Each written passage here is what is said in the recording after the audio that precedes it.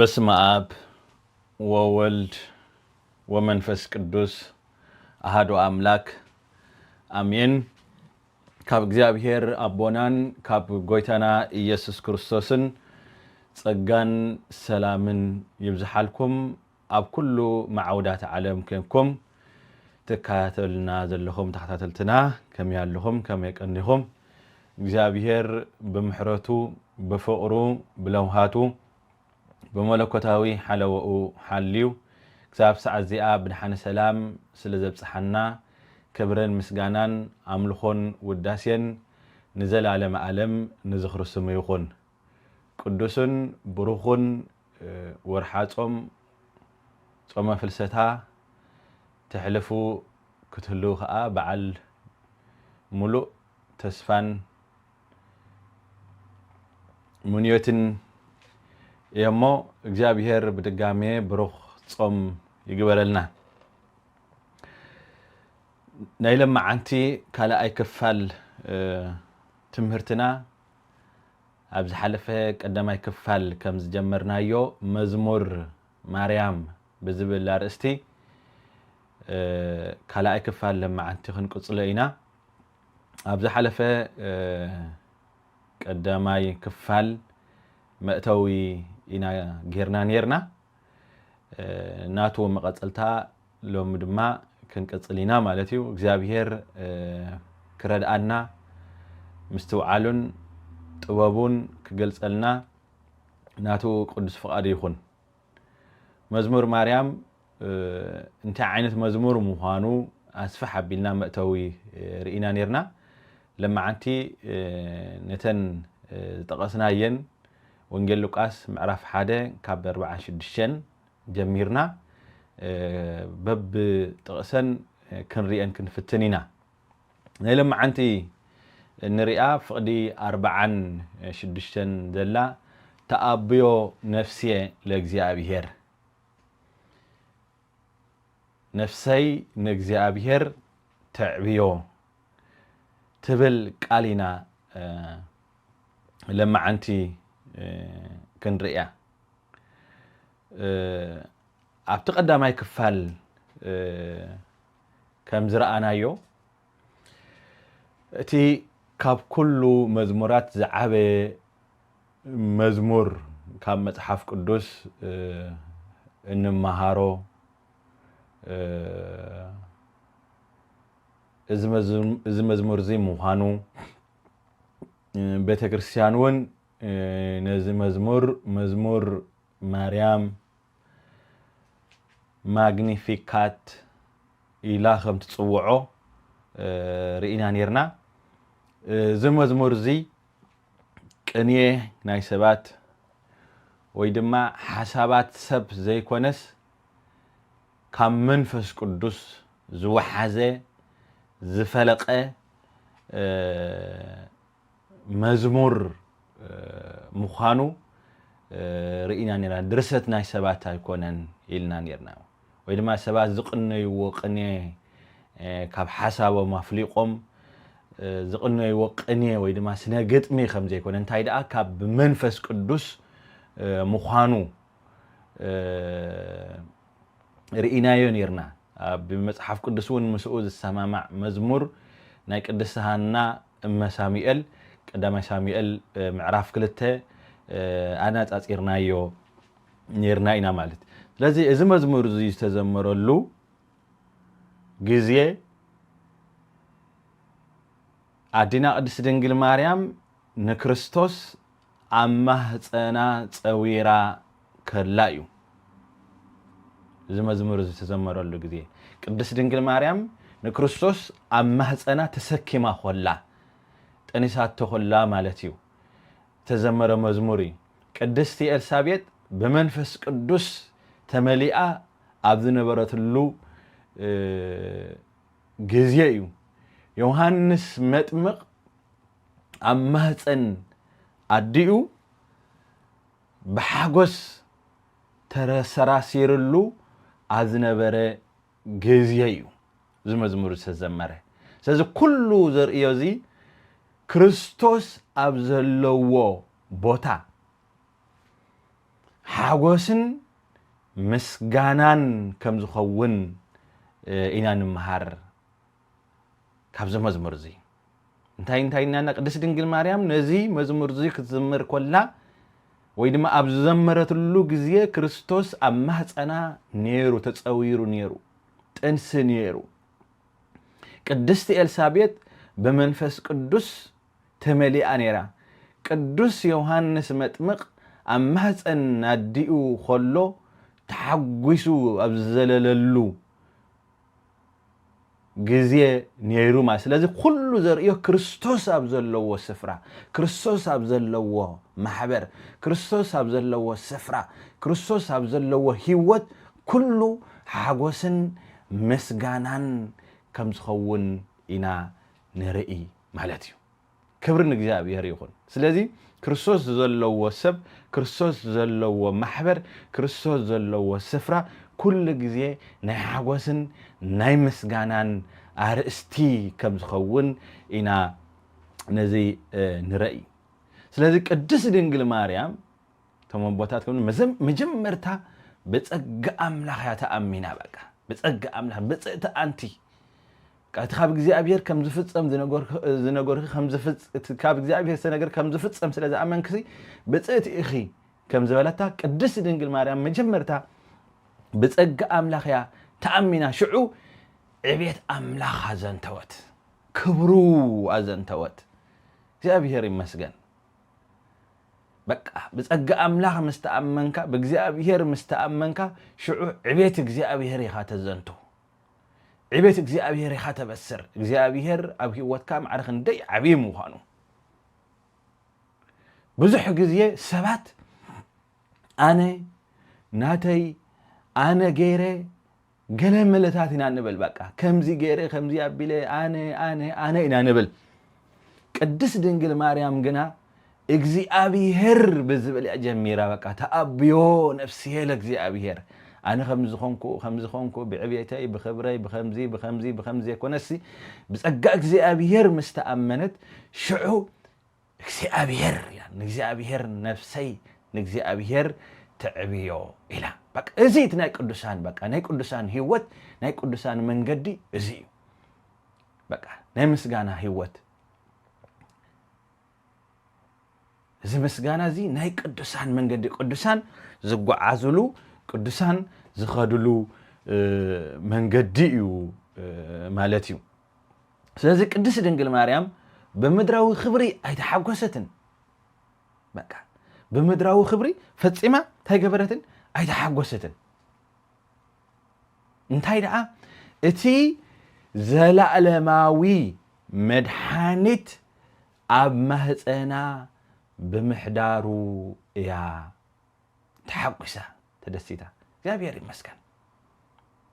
ብዙሕ ጊዜ በዘለና በመድራው ሀብቲ በዚህና በሁሉ ነገር በቃ እንመካህን ሕጎስን ቅድስት ድንግል ማርያም ግና እቲ ዘለዓለማዊ መስፈን ሰላም ዝተባሃለ አቦ ዘለዓለም ዝተባሃለ አማኑኤል ኢየሱስ ክርስቶስ ኣብ ትሕቲ ሰማይን ምድርን ብጀኩ መድሓኒት የለን ዝተባሃለሉ ጎይታ ኣብ ማህፀና بمحدارو يا تحقيسا بقى نግዚአብሔር أمسكنا سلازي إذا مزمور زي تأبيو نفسي نግዚአብሔር تعبيو زبل مزمور كم تعب حلفون زبل نايو ناي كله ويدما ناي كلا نفسي نكريستوس زي تقبلت نفسي مزمور إيو مالتي ناي كلان كريستوس تقبلت نفسي مزموريو በቃ ንክርስቶስ ዝተቀበለት ነፍሲ ንእግዚአብሔር ተዕብዮ ኢላ ትዝምርን ንእግዚአብሔር ተኸበረን ማለት እዩ ኣብዚ ዘርእዮ ዓብይ ምስጢር ኣሎ ቅድስት ድንግል ማርያም ንክርስቶስ በስጋ አጼራቶ ንሕናኸ ንክርስቶስ ብምንታይ ኢና ንጸሮ ብምንታይ ኢና ንስከመነ ክርስቶስ በእምነት በጥምቀት በቅዱስ ቁርባን ንክርስቶስ ንቀበሎ ቅድስት ድንግል ማርያም በስጋ ጼራቶ ንሕናኸ በእምነት بጥምቀት ንለብሶ بقربان كل جزية مسؤول انتي نخون حدا نخون نقبله مالتي ስለዚህ እዚ መዝሙር እዚ ከም ተቀዲመ ዝበልኮ መዝሙር ማርያም ጥራሕ ኣይኮነን ናይ ኩልና መዝሙር እዩ ምክንያቱ ንእግዚአብሔር ዝተቀበለት ነፍሲ ንእግዚአብሔር ታይ ትገብር ንእግዚአብሔር ተመስግን ንእግዚአብሔር ተኽብር ቅዱስ ዳዊት ኣብ መዝሙር 34 ካብ ሓደ ክሳብ ሰለስተ እንታይ ተባረኮ ነፍሴ ለእግዚአብሔር ኢሉ በቃ ንእግዚአብሔር ኩሉ ግዜ እባርኮ ወዳሲኡ ንሓዋሩ ኣብ ኣፈይ እዩ ነፍሰይ በእግዚአብሔር ክትሕበን በእግዚአብሔር ክትከብር እያ ትሑታት እዚ ሰሚዖም ክሕጎስ እዮም ንእግዚአብሔር ምሳይ ኣዕብይዎ ልዕል ኣብልዎ ንስሙ ሓቢርና ልዕል ነብሎ ኢሉ ቅዱስ ዳዊት ስለዚህ ንእግዚአብሔር ዝተቀበለት ነፍሲ ንክርስቶስ በእምነት ዝተቀበለት ነፍሲ በጥምቀት ዝተቀበለቶ ነፍሲ በቁርባን ዝተቀበለቶ ነፍሲ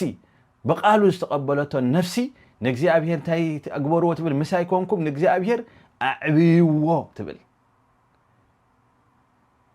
ኩላትና ንስም ሓቢርና ልዕል ነብሎ ነፍሰይ በእግዚአብሔር ክትከብርያ በእግዚአብሔር ክትሕበንያ ውዳሴኡ ኩሉ ግዜ እንታይ ኢሉ ኣባፈይሉ በቃ መድኃኒታ እግዚአብሔር ዝኾነላ ነፍሲ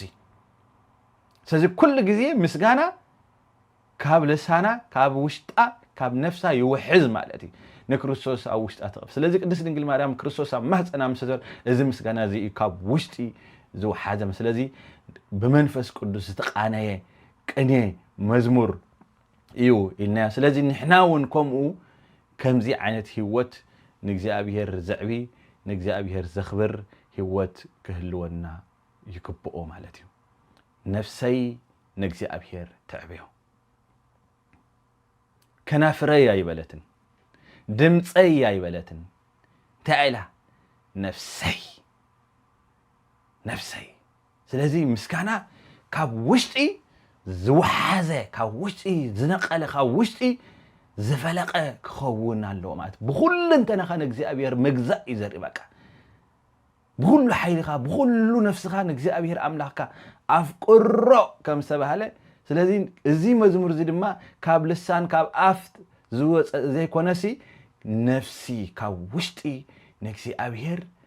ምዕባይ ንእግዚአብሔር ምኽባር እዩ ከናፍርካ ዘይኮነስ ካብቶም ቦታታት እንታይ ኢሉ ከናፍርካ ዘይኮነሲ ህይወትካ ሙሉእ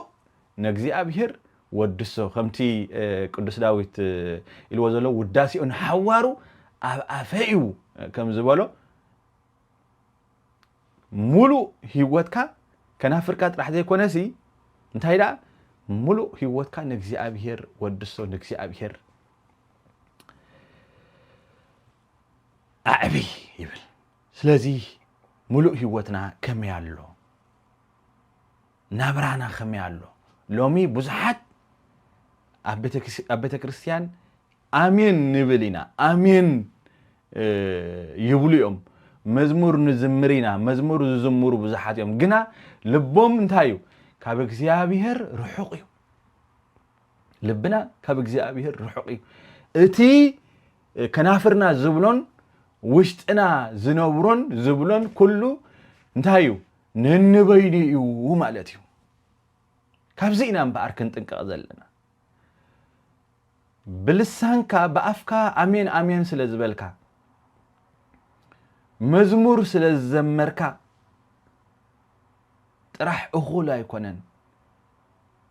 لسانكا سلزلفلفه كساب غورورخا خساب زجدد አዳራሽ ክሳዕ ተናውጽ ወይ ድማ ቤተ ክርስቲያን ክሳዕ ተናውጽ ከናፍርካ ወይ ድማ ጎረርካ ክሳዕ ዝግተር መዝሙር ናይ ዘመርካ ኣይኮነን ክብራተይ በቃ ሆሚልካ ክሳዕ ትብል ቅኒ ናይ ተቀነኻ ማህሌት ናይ ዝቆምካ ኣይኮነን ልብኻ ከመይ ያሎ زين بزحات صقمي ناي بزحات صقمي لسانا افنا يزمر لبنا غنا كاو رحق زخنه سلازي لبخا خابو رحق اندحر دا خوينس نغزي ابيهر ابهيوت كا كمي غركا خا تعبيو اغزي ابيهر ابهيوتي عبي اخاسي كمي غركا اخا كتبلو تخيل أبتي ويتنا يسوع كريستوس أبو إنجيل ماتيوس معرف أسرت حمشة فقد شمنته زوم حزبي بخنافرهم يخبرني لبهم قنا كباي نتايلو رحق إلو لبهم كباي رحق إلو سلازي بخنافرنا نجزي بهر نملخو خين هلو نفسنا نتقبر خين هلو أحواتي كريستوساويان لبنا كاو رحق كنافرنا قنا ناقو قرب كيكون نفسنا خنفتش علنا لبو كاو رحق زخونت بخنافرو نجزي أبيهر كعبيو نجزي أبيهر كخبرو أي خلني بهيوتو خابو زتأفئ كاب أملاخ زتأفئ يسب بخنافرو بمزمرو نجزي أبيهر كعبيو يخلني إزي نفسها متباري نفسها متباري بحال سلازي كم قدس دنقل مريم بملؤ نفسنا نجزي أبيهر كنعبيو يقبأنا قدس دنقل مريم مادينا نفسها بملؤ نجزي أبيهر أعبيو تعبيو بلد نجزي أبيهر سي تعبيو بلد انتهي مالتي نجزي أبيهر يعبدي وجزي أبيهر ينقسدي انتهي مالتي نجزي أبيهر تعبيو مالت أبزي زولت وانا أورا أنقع حساب أبزي زول انتهي مالتيو معباي እግዚአብሔር ሲ معباين من أسن مقدالن موسخن እግዚአብሔር አለው እግዚአብሔር ፍጹም እግዚአብሔር ወሰን ዘይውልይ እግዚአብሔር በባህሪው ዓቢው እግዚአብሔር አይጎድል አይወስኽ إذا እግዚአብሔር ስለዚህ እግዚአብሔር በሁሉ ሙሉ እንደሕዳ ኮይኑ ኣብ እግዚአብሔር መጉዳልን ሙሳኸን እንደሕዳ ዘይሃልዩ نفسي ودسب دعا كمي جرأة نجزابير أملاخ كتعبيه ويدمع عبي خد كبره تاي مالتي رينا እግዚአብሔር ኣብ ልብና ዓቢ ቦታ ምዝህልዎ እዩ ዝዓቢ እግዚአብሔር ዓቢ ኣብ ልብና ዓቢ ቦታ مزهلو أي زعبي برجع أبير زقدر زوسخة يكون እግዚአብሔር ፍጹም ملوي وسن يقولون እግዚአብሔር ببهاريو تم قدسان أبوساتنا انتهى بزولو حدث بن أملاخ يعبيو اللهو كبل كله مالت نأملاخ ببهاريو عبي قبرو مالت أيكونن انتهى دقا أبهيوتون أب أمرؤون نجزابيهر لعل بوتا بمهابن نجبرتاتو بمدناقن ايو يبلو حدا خبتم قدامو تابوتات اوريجين انتايبل حدا سب اب قدمي بفلاي زخ قلصو صنحكو ناي اوريجين حسابي حدا سب اب قدمي صوري نصح مستيات انت دا ادويلو ات مستيات نايت سب مسلي وزريو مسيات هاك المهان تقر كاسي حدا تصوري مستيات ولا زخون رسح زي بقولو أكيد مهند حدا غيركاس اتنات كا مثلي يو أبت مستيات زريا كاملتي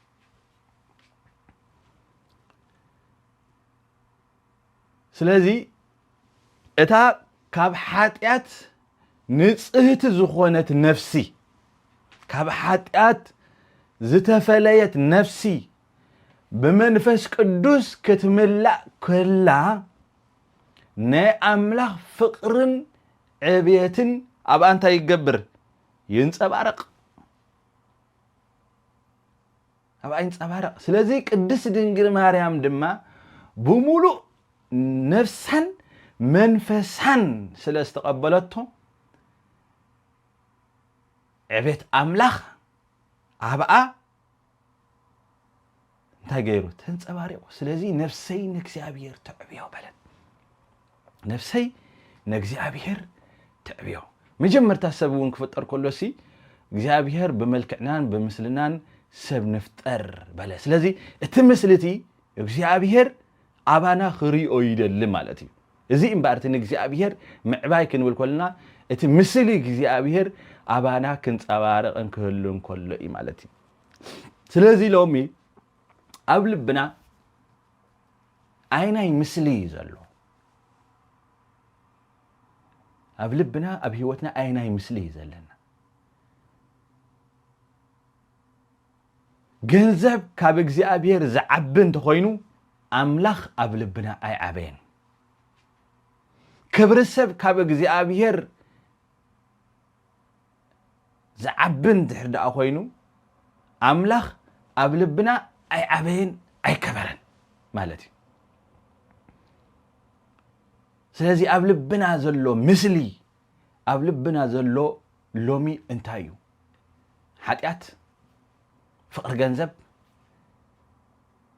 ክብሪ ገዛእ ርእስኻ ብዛዕባ ዘይትጨነቕ እንድሕር ደኣ ኮይንካ እግዚአብሔር ኣባኻ ኣብ ህይወትካ ኣብ ልብኻ እንታይ ገበረን ኣይዓበየን ኣይከበረን ኣብ ቅድስት ድንግል ማርያም ግና ብሙሉእ ልባ ስለ ዝተቐበለቶ እግዚአብሔር ዓበይ ነይሩ ስለዚህ ነፍሰይ ንእግዚአብሔር تعبيو بلد كابتا مسغانا اتهب نفسي زعبي نجر يلا كل جزء بمسغان نبورو كم استبعله كابتا مسغانا اتهب نفسي زعبي نجر يلن سلازي كريستوساويان لومي نفسنا كنحتت يقبأنا أبينا زلنا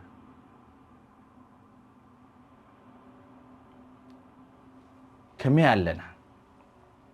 اسكن نفسنا نحتت مسغاناي كابل بيديو الناس كن نفسنا نحتت مسغاناي سي زوصو مزامورشي كابل بيديو ويس ناي كنافر ناي افتراحيو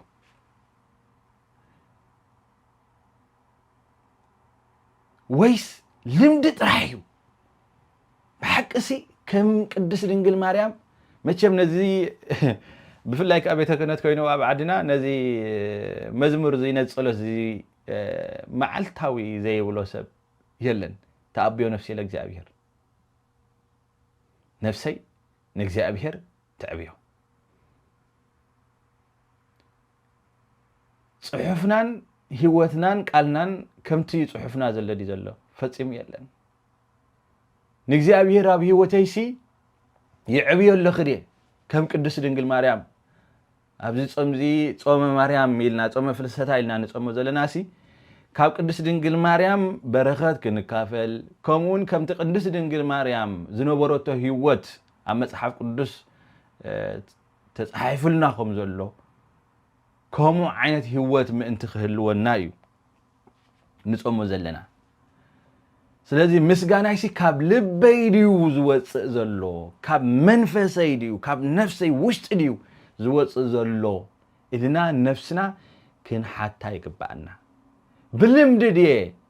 ዘመስግን ዘለኹ ንእግዚአብሔር ዘዕብ ዘለኹ ወይስ ተረዲእኒ እዩ ክንብል ይግባአና እግዚአብሔር ኣብ ህይወተይ ዓቢ ቦታ ኣለዎ ዶ ክንብል ይግባአና كبر حوي እግዚአብሔር ኣብ ህይወትካ ቦታ ኣለዎ ዶ ክብርት ሓውተይ እግዚአብሔር ኣብ ህይወትኪ ቦታ ኣለዎ ዶ ኣቦይና ደይን እግዚአብሔር ኣብ ህይወትኩም ቦታ ኣለዎ ዶ ወይስ ካልኦት ነገራት እዮም ዝቅድሙና ንእግዚአብሔር ዝቅድምዎ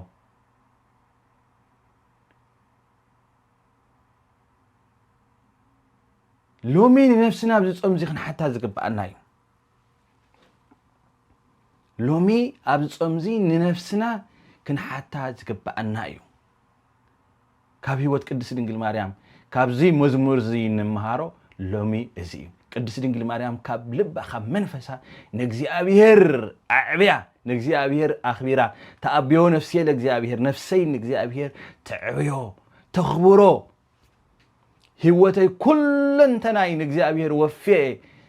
ኣነ ዘይኮንኩስ ንስኻ ንበር ንስኻ ተገለጽ